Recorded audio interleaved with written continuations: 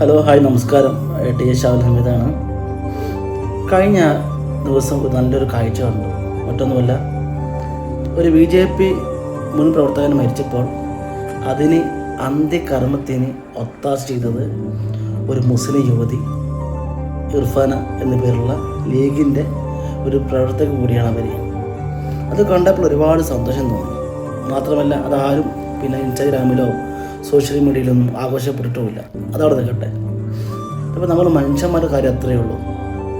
എത്രത്തോളം വിദ്വേഷം പറഞ്ഞു നടന്നാലും മനുഷ്യന്മാർ അവസാന സമയത്ത് ഉണ്ടാവുകയുള്ളൂ. അതിന് ഏറ്റവും വലിയൊരു ഉദാഹരണമാണ് ഇർഫാൻ എന്ന യുവതിയുടെ ആ മനസ്സ്.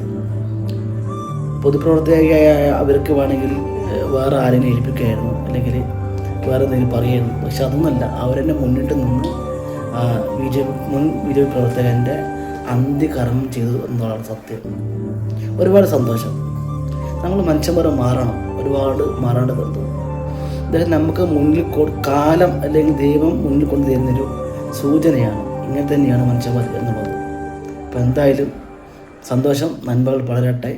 ഇനിയും ഇതേപോലത്തെ പ്രവൃത്തികൾ ചെയ്യാൻ ഇർഫാനൊക്കെ സാധിക്കട്ടെ എന്ന്